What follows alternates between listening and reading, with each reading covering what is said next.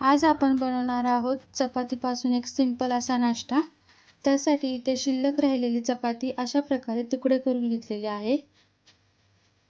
चपातीचा भुगा बनवण्यासाठी लागणारे साहित्य: एक बारीक चिरलेला कांदा, हळद, मसाला किंवा मिरची पावडरही घेऊ शकता तुम्ही, मीठ, जिरे आणि मोहरी। सर्वप्रथम आपण आता चपाती मिक्सरमधून बारीक करून घेऊया। चपाती खूप अशी बारीकही नाही करायची आहे। अशा प्रकारे आपल्याला चपाती मिक्सरमधून बारीक करून घ्यायची आहे, खूप बारीकही नाही करायची आहे। आता आपण सर्व चपाती मिक्सरमधून बारीक करून घेऊया। इथे सर्व चपाती मिक्सरमधून बारीक करून घेतलेली आहे। चला तर मग आता आपण याचा भुगा बनवूया। कढईमध्ये आता तेल गरम करून घ्यायचं आहे। 2 चमचे तेल घेतलेलं आहे। तेल गरम झालं की त्यामध्ये मोहरी घालून द्यायची। मोहरी छान अशी तडतडली की त्यामध्ये जिरं घालून घ्यायचे, कढीपत्ता,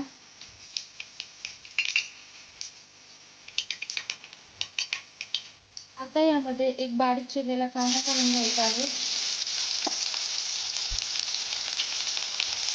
कांद्याचा आपल्याला छान असा परतून घ्यायचा आहे। कांदा छान असा भाजून झालेला आहे। आता यामध्ये आपण हळद घालून घ्यायची आहे,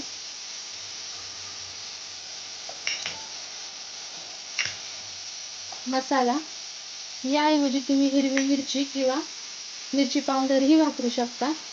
हा घरचा मसाला आहे। चवीनुसार मीठ। हे छान आता आपल्याला परतून घ्यायचं आहे। इथे आपला मसाला परतून झालेला आहे। आता आपण यामध्ये चपातीचा भुगा घालून घेऊया, जो आपण मिक्सरमधून बारीक करून घेतला होता।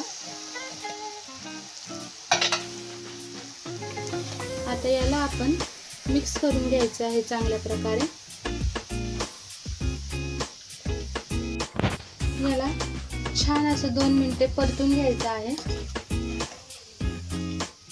आपला मसाला चांगल्या प्रकारे मिक्स झालेला आहे। आपण याला तरी 2 मिनिटे अजून परतून घेऊया।